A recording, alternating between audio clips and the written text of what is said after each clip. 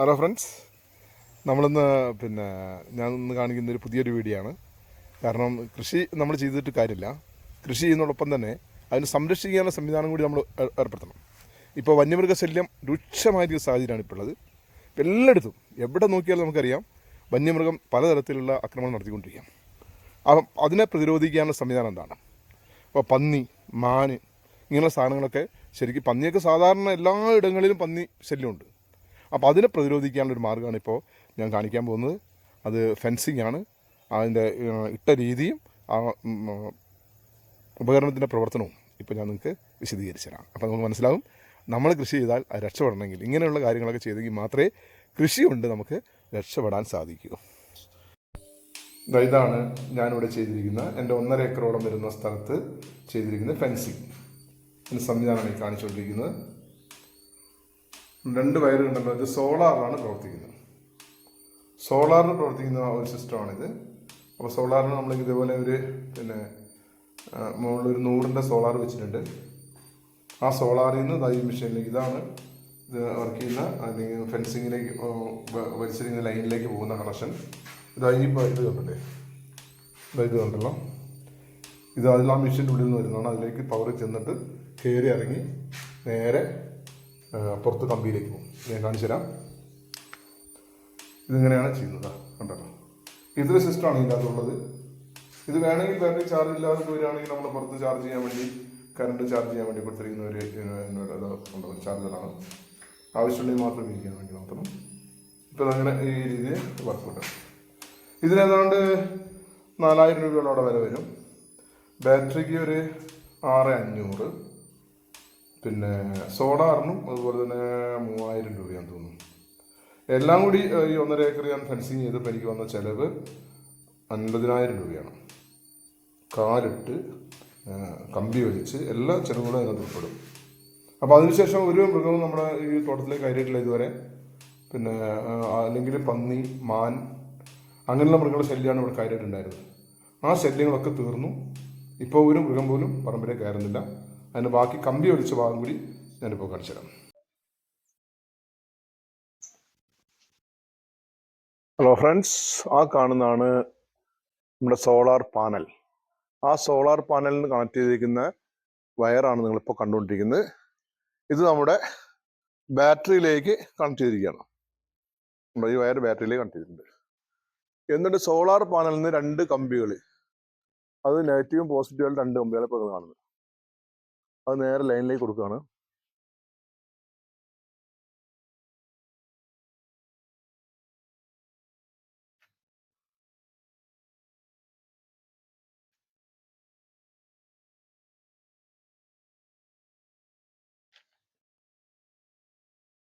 ഇവിടെ വന്ന് ആ പോസ്റ്റിൽ വന്നിട്ട് ആ കമ്പികൾ അതേപോലെ ഇതുണ്ടല്ലോ, ഇതാ 2 കമ്പികളും നമ്മൾ ലൈനിലേക്ക് സപ്ലൈ ചെയ്തു. ആ രംഗമാണ് ഇപ്പോൾ കാണിച്ചുകൊണ്ടിരിക്കുന്നത്. ഇപ്പോൾ ലൈനിലേക്ക് കൊടുത്തു. ഇതാണ് അതിൻ്റെ പോസിറ്റീവ്. എർത്ത് ലൈൻ കൊടുത്തു. താഴെ മുകളിൽ ഇതേപോലെ അതിൻ്റെ മെയിൻ ലൈൻ കണക്ട് ചെയ്തിരിക്കുന്നു. ഇനി ഇത് 4 കമ്പി നമ്മൾ ഇട്ടിട്ടുള്ളത്, അത് പോസ്റ്റിലൂടെ മൊത്തം തോട്ടത്തിലേക്ക് വലിച്ചിരിക്കാം.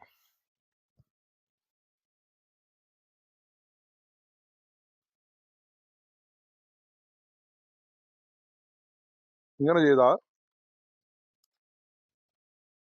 നമുക്ക് ഒരു വന്യമൃഗവും നമ്മുടെ തോട്ടത്തിലേക്ക് കയറില്ല.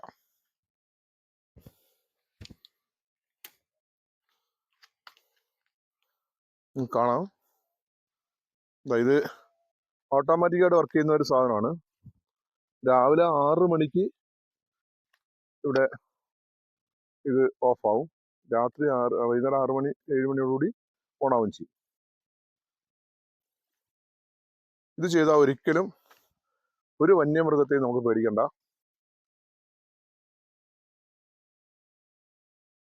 പന്നിയായാലും മാനായാലും അതുപോലുള്ള ഒരു സാധനവും നമ്മുടെ തോട്ടത്തിലെ ആക്രമിക്കില്ല. ഇത് ഈ പറമ്പ് മൊത്തം ഇതേപോലെ ഇട്ടിട്ടുണ്ട്. ഉണ്ടല്ലോ, ഇത് ജോയിന്റ് വരുന്ന ഭാഗത്ത് ഇതേപോലെയുള്ള ഇത് പിടിപ്പിച്ചിട്ടുണ്ട് കേട്ടോ. ഫൈബറിന്റെ കട്ടയാണ്. ആ കട്ട പിടിപ്പിച്ചിട്ടാണ് അതിലൂടെയാണ് നമ്മൾ കമ്പി പാസ് ചെയ്യുന്നത്.